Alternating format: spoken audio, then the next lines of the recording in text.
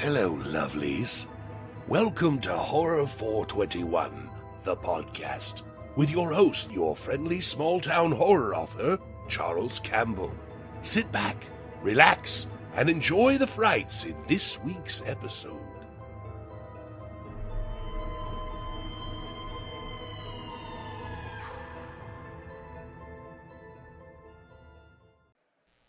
Hello, everyone. Welcome to another episode of Horror 421, the podcast. I'm your host, small-town horror author Charles Campbell, and today I have a returning champion. He's been on the podcast a couple of times. He has a brand new book, and boy, is it not for the squeamish. It is called Your Body Will Never, Ever, Ever Be Found. I enjoyed the hell out of this book. Again, he warns you right in the beginning.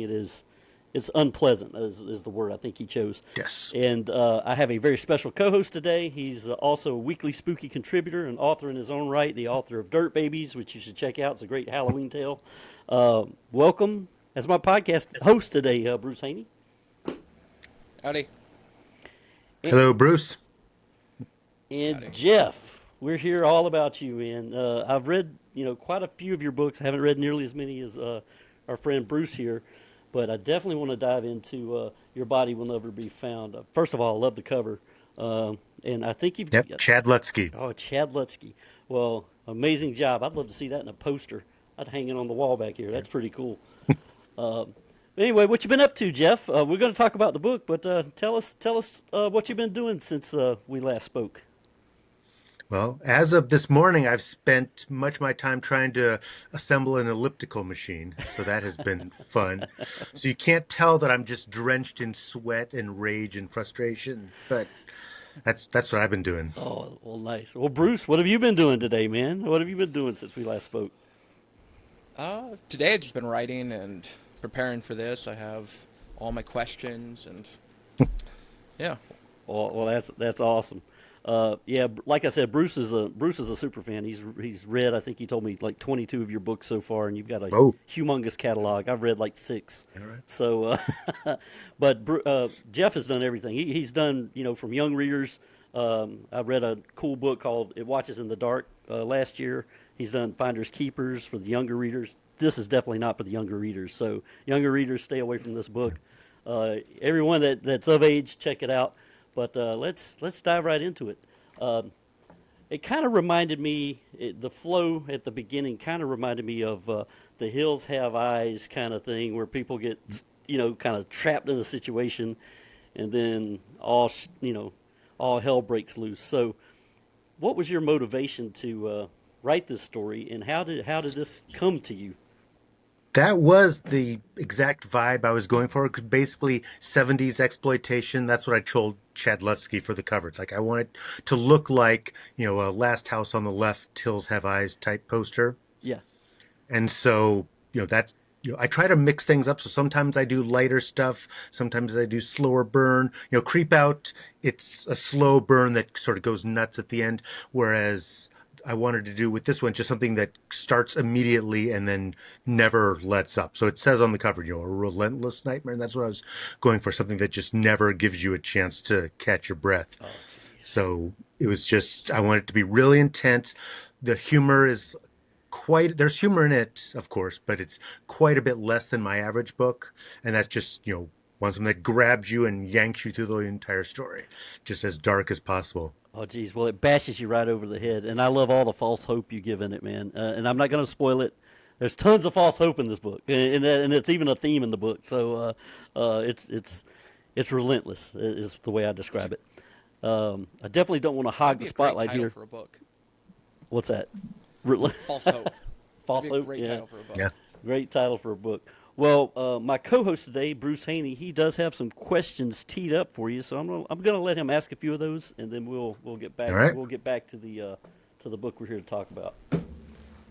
Cool. But first of all, I wanted to say, when I was reading the book, it reminded me of that famous Stephen King quote about Jack Ketchum's off-season. If you read this book in November, you won't sleep until December or until Christmas. It was a brutal book. It kind of reminds me of Demonic too, in the way once it gets going, it's just going the whole time. So I was wondering about I know the Eek series, you were signed up for 3 books, and they're all out now. Hmm. Is there any plans for any new ones or any other middle grade books coming out? There is a fourth Eek book. I'm not sure when it's going to be out because I haven't turned it in yet. It's due at the end of September. So, depending on when this podcast goes live, it's either been delivered, it's late, or I still have plenty of time. But it's called Terror in the Blizzard, and it's basically a ski trip that goes very bad when there's an avalanche and a creature. So, it's another fun creature feature for the kids. Nice. Nice. Yeah. This Yeah, I podcast will really go like. live on August 29th, just so you know. Okay, so on August 29th, I'll still be thinking, I've got a whole month. Everything is fine. But if you listen to it on September 20th, that's when I'm panicking.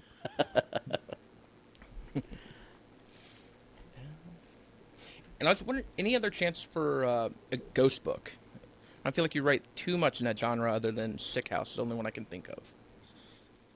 If I come up with a good, I try to mix stuff up, but there's nothing wrong with having two ghost books. So if I come up with a great idea, it's not on my list of stuff I'm planning to work on at some point, but I have absolutely no objections to another ghost book, especially if I do a more subtle one, because Ghost or Sick House was just intended to be just a punch you in the face type ghost story. It's more of a home invasion book than a ghost story. So I've never actually done sort of the quiet, spooky ghost story. So maybe someday, but it's not on my list of projects at the moment. Okay. Well, I'm going to jump back to Your Body Will Never Be Found just for a moment, and then I'm going to let Bruce get to a couple of other questions. The characters in this book, damn you, and I think I even messaged you when I was reading it on Kindle. You're making me care about these people too much, man. You're really making me, because some books I read and some books, I've even written, I've been guilty of. I don't give a shit if they live or die. But, you kind of made me care about all these folks. We have the dad, Arden. We have the mom, Lori, Nick, and Misty as the siblings. But then we have this cast of characters, and I tell you, they kind of put me in that Texas Chainsaw Massacre family vibe. They're not actually family, but they're a crazy bunch. Finch, Willow, Reed, and Buck. Can you kind of tell me what gave you the ideas for those characters, how you came up with them, and what drove you to bring out each of their personalities? Because they're completely different types of characters. Reed, I read, is more of a coward, and Buck seemed like a guy that was very quick to anger and would kick your ass in a heartbeat. So tell me how you came up with those folks. Well, you have to, be rooting for the heroes and you have to hate the villains. Oh yeah. So, and I always do flawed heroes. They are not perfect characters, but they're heroic. They're trying to keep the family safe. So, just humor tends to work. If you're amused by the character in a good way, like you are with the heroes, then you're rooting for them. And if you're amused by them in a bad way, you're hopefully rooting against them with the villains. My, technically, the subgenre of this book is redneck horror, but I didn't want it to go too Hey. far. This is not. I love Edward Lee. This is not the big head. It doesn't go that level. I wanted it to be, it is clearly redneck horror, but scaled back just a bit. But I did, they're vile characters, and I tried to just, make each one of them different. It's not four interchangeable characters. It's four, each of them is reprehensible in their own way. Oh yeah. And, I wanted you to be hoping, that the good guys get away and the bad guys suffer. Yeah, yeah. Well, Finch felt to me like he was more the brains of the outfit, and I Right. could be completely off base there, but in my brain, he was more the brains of the outfit. I really don't know what Willa's purpose was, other than, uh, I'm not sure. I mean, she was batshit crazy. Reed just seemed like a weasel to me. Yeah. But yeah, they were all very well done, and they kind of work well together. I want to talk about details of the book, but I'm not going to spoil anything. But there were some interactions between those cats, and I was like, really, really, in a in a good way. It kept me turning the pages. But yeah, it was a fantastic job, and I love Lori. I thought she was very, very strong. Um, but I digress. Bruce, I'm going to turn it back to you. Let you ask a few more questions, but I wanted to get his perspective on some of those characters. Love the character. Buck, definitely I think the scariest of all of them. Yeah. And I did like, I can't remember what chapter it was, but where you kind of cut back to something in their, our heroes' lives where they had, something Mhm. happen that they weren't happy with. But it showed kind of their strength and how they could be strong or even violent. Right. It was I love supposed to be that. a moment. I'm not going to spoil it, but it's a moment where you think, oh, they maybe the bad guys picked the wrong people to Yeah. mess with.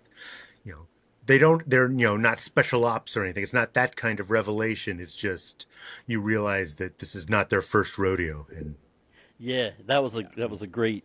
Uh, I wasn't expecting that turn in the book, so I was like, oh, okay, these people kind of can be badasses. I was kind of. Did you did you see any sales increase after that movie came out that had the same title? Um, bring her Bring Her back. Back. Yeah. No, Oh, okay. On no, Audible, that would have been great. yeah. I would I have saw it loved. I should have like revised the edition. Revised the description. Now a major motion picture. But not mine. no, I don't think.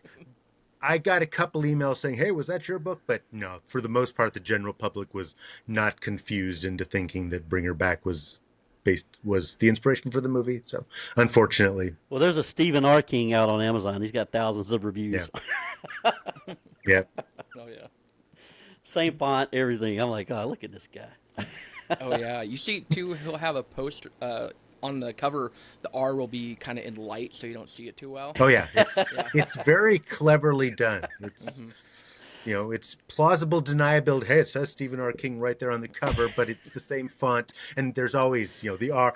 If there's a skylight, the light will be shining right there on the R, just enough that you don't catch it on first glance. Oh man, Yeah. jeez. Well, And it's working because it's filled with reviews saying, my gosh, Stephen King really just didn't care this time. I don't remember him being this bad of a writer. yeah, yeah. I see them after they paid for it. This isn't Stephen King. But I like the ones who are able to read the entire book and not make the connection that they've got the wrong Oh person. yeah, those are awesome. Those are awesome. Wow. Well, I started with you, Jeff. The first book I read was Blister, and I thought it was such an amazing story. And I really need to catch up on your library. That's just I've been writing in between myself. Um, and we've talked about this in previous podcasts, but kind of want to refresh my listeners' minds on some of the things that motivate you as a writer. So, what are some things that you draw yourself to get in the mindset to come up with these creations of yours? Because you run the gambit really between genres, and you have so many different types of stories. I mean, I couldn't write a children, or I won't call it children. I couldn't write a young reader book. I don't think, just because my brain doesn't work that way. But you seem to be able to move from one end to the other pretty seamlessly from the outside looking in. I don't know if it's truly that seamless, but I'd like to pick your brain in those areas for just a minute.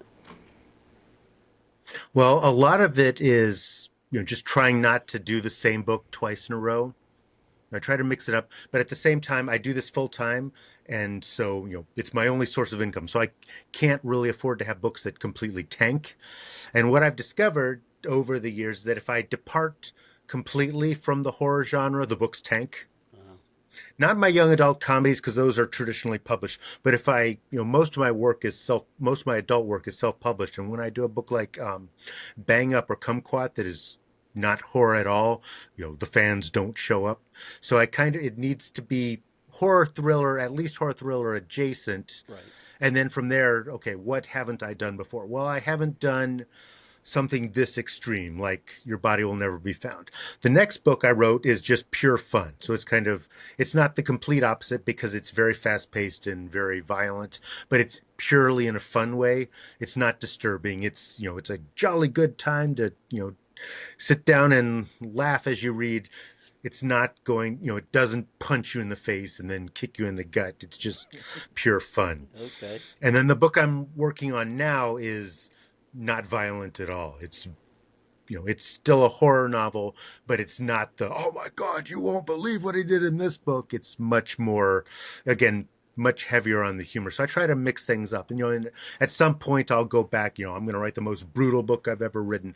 But a lot of it is just sticking within, what people will buy. I still they need to be a Jeff Strand book.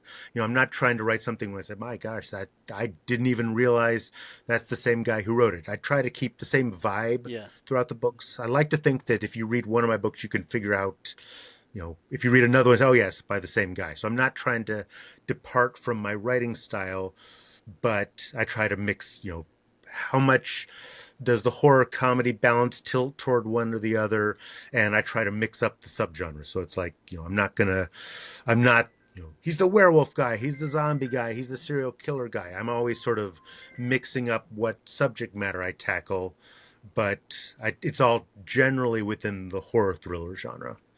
Well, you definitely accomplish that because I read It Watches in the Dark. I completely enjoyed that, but I could tell it was a Jeff Strand book and Yeah. Blister.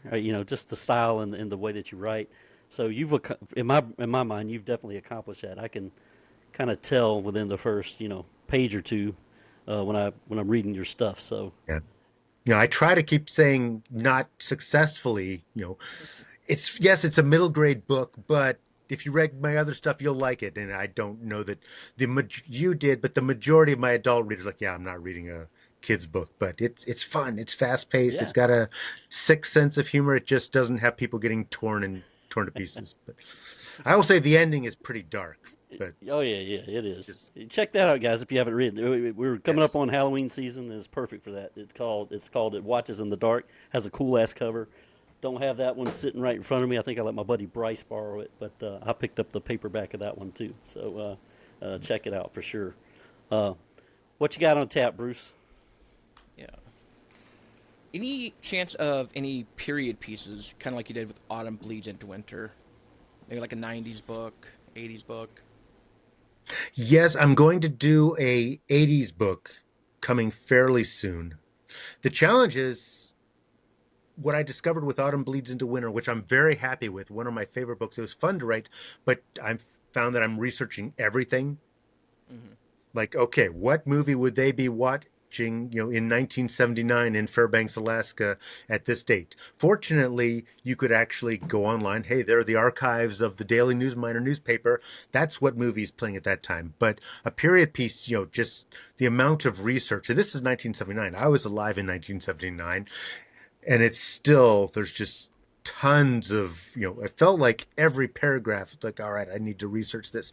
So I will definitely do another period piece. Like I said, I've got one coming up that takes place in 1980, but it it does add a lot of extra work to it, Oh, yeah. but it's rewarding in the end. So Well, Bruce is speaking I from like, experience as far as the yeah. period pieces go. mhm. If you want to tell him a little bit about your bootlegger history there, Bruce. Oh, I'm a local history writer. So I write books Mhm. like Oregon Moonshine, Bootleggers, Busts, and Brawls. And I'm the town historian for Boring, Oregon. So I have a book called Eccentric Tales of Boring, Oregon. And that's kind of what got me into writing. It's kind of weird route. Excellent.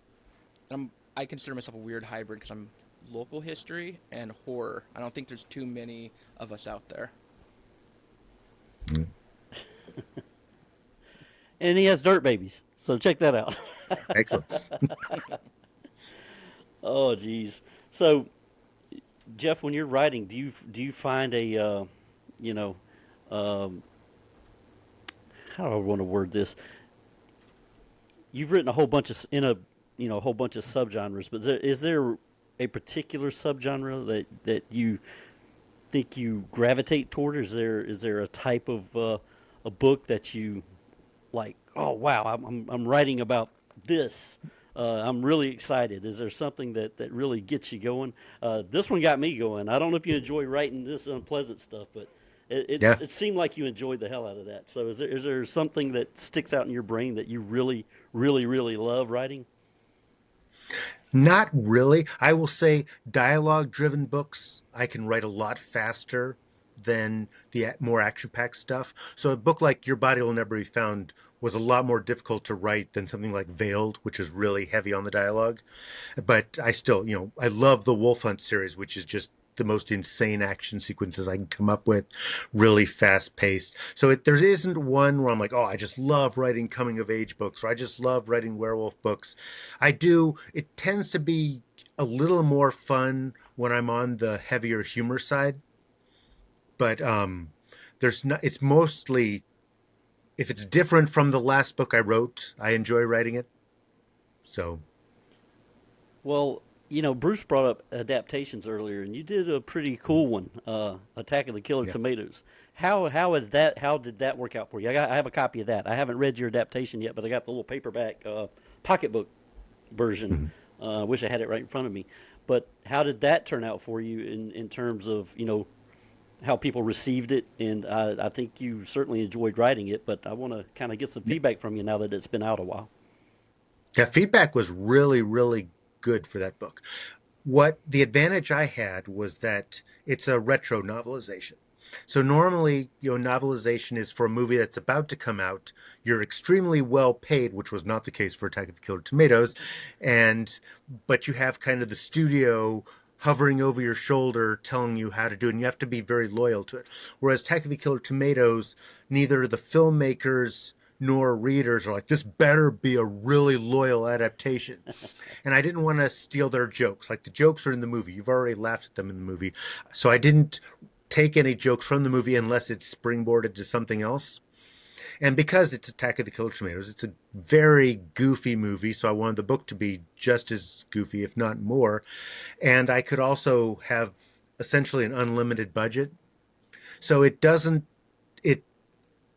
scene by scene, it follows the movie, but lots of changes. I tried to go further until it runs out of movie, and then the last third of the book is just completely original stuff. And it was a lot of fun because they gave me complete creative control with the one request, which I would have done anyway, saying keep it as family friendly as the movies. So don't do something like, your body will never phone. Don't drop F bomb after F bomb and have intense gore. They're like, keep it reasonably family friendly. And, Attack of the Killer Tomatoes, it's PG. If it came out today, it would be a strong PG-13. So I kept to that. Yeah. But that was literally, they're like, aside from that, do whatever you want. We're not precious about Attack of the Killer Tomatoes. So having complete creative control, being able to be as goofy and stupid as I wanted, being able to break the fourth wall relentlessly, it was just a fun book to write. And again, no one is reading this book thinking it's it better be a loyal adaptation. I need to learn more backstory of these beloved characters. It really is just a relentless joke machine, and so people thought it was funny. So it was a lot of fun, and I'm happy with the way it turned out. And it worked out great. Yeah, well, we're heading to the beach in a couple of weeks, and I'm going to break that one out and take it with me. Cool. I never got around to reading that one, but I will definitely read it very soon. But I'm glad Excellent. I'm glad you got the positive feedback on it, and the they didn't give you a hassle, so that's awesome. Yeah, not it. Very, very few people have disliked it because you're not going to buy it in the first place. And that is kind of one of the things I discovered is a lot of people will pick it up. Oh, it's cute that there's a Attack of the Killer Tomatoes novelization. Congratulations. I would never read that. It's not. I feel like a lot of people like you can't make a good book out of Attack of the Killer Tomatoes, and they aren't buying it, so they aren't giving me the 1-star reviews. It's the people who are willing to take the risk are enjoying it. So the feedback has been good. I'm sure there are lots of people who would not enjoy it if they actually read it, but. Well, I hope I'm not one of those people. I'm going to read it at the beach, so we'll check Yeah. it out. I liked it. I read it, and I Thank haven't you. seen that original movie for maybe 15 years. So even just reading it, loved it. Yeah. It's more fun to read the book if you've just watched the movie because a lot of the movie is very much 1978 political correctness. And so it was fun in a 2023 book to get to comment on that and just, call, in a funny way, completely respectful to the filmmakers, just make fun of the stuff that has not aged well. Well, there's a lot that So, hasn't aged well since yeah. 1978. Yeah. I was born in '69, so I was there. Oh man. Well, Bruce, do you have any other questions for Jeff as far as maybe some of the previous stuff he's written, or what what is going on in your brain. I have a couple more questions.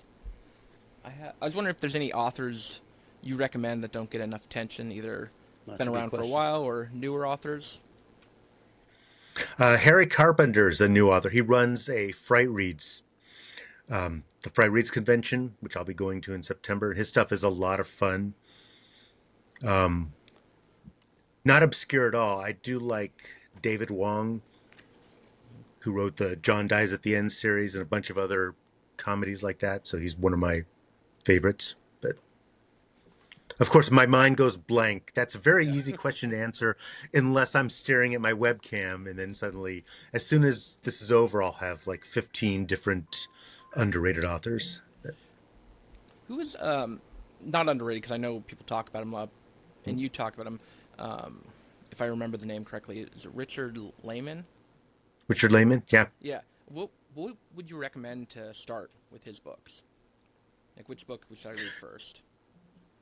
I would say, and he writes in kind of a lot of different styles. There's like sort of like me. Some of his books are really slow burns, and some of his books just start immediately. I think one of my favorites is a book called Bite, which is a vampire book where they kill the vampire 2 chapters in, and the rest of the book is just trying to dispose of the vampire and everything that goes wrong. Oh, So Bite is a lot of fun. Midnight's Lair is a group of tourists being trapped in a cave filled with creatures.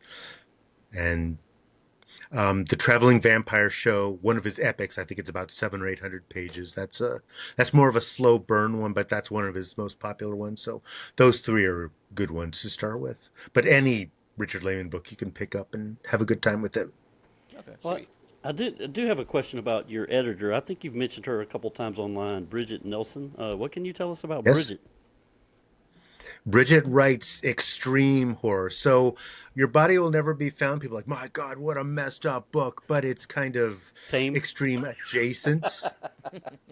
Whereas Bridget Nelson writes things like, oh, she took it down in preparation for this podcast, but I can reach over and That's fine. pull up Dead Girl. She did the novelization for that. For that Same film? publisher, Wow.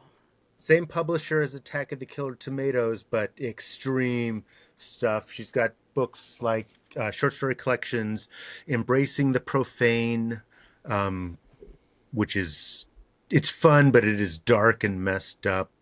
She's got the novella Red Inside, which is also dark and messed up, and you know, Poison Pink, Bouquet of Viscera, which won 2 Splatterpunk awards. So, whereas my stuff is extreme for people who aren't really into extreme, her stuff is as vile and depraved as you can imagine. And my girlfriend. So Well, I've noticed you mentioned her a few times online, and I definitely want to check out some of the things she's done. And I did read, yep. it wasn't by her, but I read a super extreme book a couple years ago, and I'm like, oh man, I don't know if I can handle this stuff. It was called Womb. And Oh yeah, yeah, Duncan Ralston. yeah, and I was like, oh jeez, and I had no idea where this cat was going. I thought I did, and then he flipped it all upside down, spread it around, and just bashed the holy hell out of it. And I was like, oh jeez. Um, Yeah. so No, if you read Bridget Nelson's Embracing the Profane, it's a short story collection. Every story you'll just be like, whoa, what is wrong with her? So nice. Well, I wanted to throw her in there because I do know that you mentioned her a few times when I saw some posts online. So she edited this for you. yeah, she's been editing my stuff for the past few books and she gets in there. It's like it's not a light little, polish. Oh, you're such a genius. I wouldn't change a single word of your masterpiece. It is crack the knuckles and go to Nice, work. nice. So, So she probably is responsible for some of this viscera in this book, huh? not responsible for the viscera itself, but for making sure the viscera is competently presented. Yeah, that's what I meant. That's what I meant. Yeah. Oh, geez. All right, Bruce, I'm going to be quiet again for a second. Do you have any other follow-ups for Mr. Strand? Yes. How important do you think anthologies are to up and coming authors? Do you think it gets your name out there? Is it worth pursuing? It can, a lot of them just drop into a black hole and you realize that no one ever read your story. But some of them do get a lot of attention. I've had stories that, you know, I'll get plenty of emails, saying they enjoyed it. And they do get your name out there and it does build up a resume so that if you're trying to go traditionally published, you say, hey, my work has appeared in these anthologies. And it's okay, well, he's good enough to get into those. And, it's another advantage is that it gives you enough stories to compile a collection at some point. So, very few short story collections are just written for that collection. What you're doing is you're compiling the stuff you've had published up to the point that you put that collection together. So, stuff like Embracing the Profane, there's some new stuff in there, but for the most part, it's the stuff that Bridget had in anthologies up to the point where she was ready to put out a new collection. So, if nothing else, it helps you compile material for a solo book at some point. But yeah, they're very helpful, and I strongly recommend them. But it's sometimes you could tell some of them, if it's a non-paying one with a bad cover from a publisher you've never heard of, it's not going to catapult you into the public eye, but it gets you a story that for your next collection. So, but yeah, I do recommend them. Nice. Cool. Do you think conventions are still important? Absolutely. Yeah. Conventions are one of the best things you can do to build your career if you're a new author, because there's a huge difference between interacting with people online and meeting them in person. And it depends on the convention. You can go to big conventions where you're pitching editors, or you can go to smaller conventions like KillerCon where you just get to hang out with a lot of really cool people and make close friendships in the horror community. But it each convention has its own vibe. Something like AuthorCon, you're there to sell as many books as you can, whereas something like Nikon, you're mostly just there to have fun and learn a lot. So yeah, I very, very strongly recommend going to conventions if you're able to make it happen.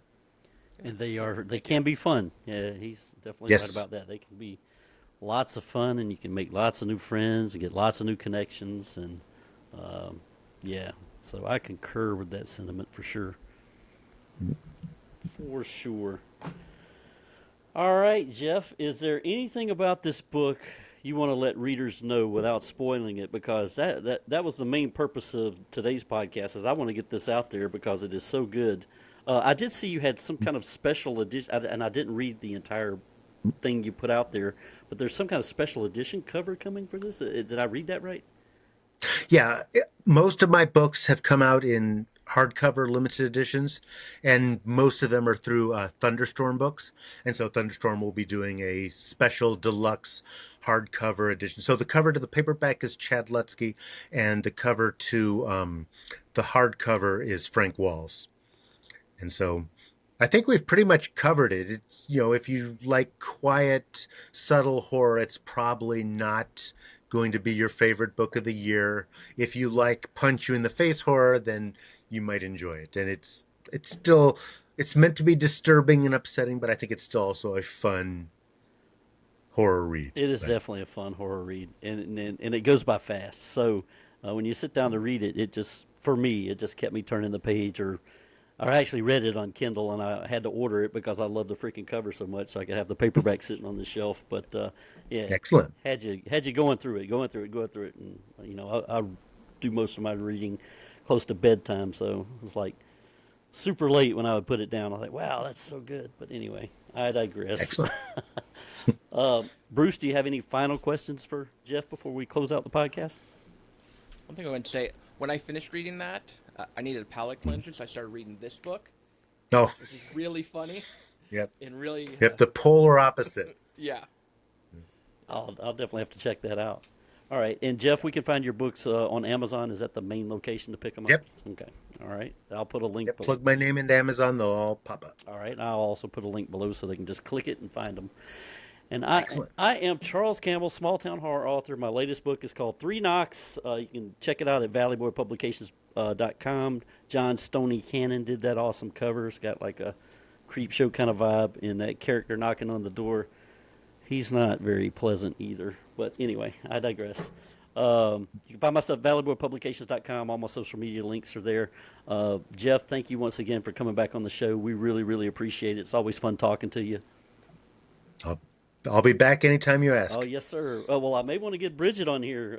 Maybe I can read a couple of her books and maybe not have nightmares, but we'll see. I'll have to check one out. You'll have the nightmares. I not Yeah. that goes with the territory. Okay, in comparison to I'm moving off base a second. In comparison to Womb, is it like that? Have you read Womb? Yeah. Okay. Yes, it is that level of depravity of what is wrong with this person. What kind of a human being would write something like this? So, Oh wow! And thank you again, Bruce, for co-hosting today. I know you're a Jeff super fan, and I'm turning into a Jeff super fan for sure. The more I read, the more I love. And Bruce also did Dirt Babies. I'm going to plug it one more time. You yeah. can check that out at Amazon. It is an awesome little Halloween read. It's centered around Halloween. And I said before in the podcast, you see those little freaking dirt babies on the cover? Those are the actual dirt babies in the book, and they cause all kinds of crazy shit. It's amazingly written. You did a great job on that, Bruce. So if you need a Halloween read, a quick read, go pick that up. And we are done for today's episode. Oh, go ahead. There's a sequel that will be on Weekly Spooky this October. Awesome. And Excellent. shout out to Weekly Spooky. We always shout out Weekly Spooky. They contribute so much to us. But anyway, you guys have a good one. We'll see you next time on Horror 421, the podcast. Peace.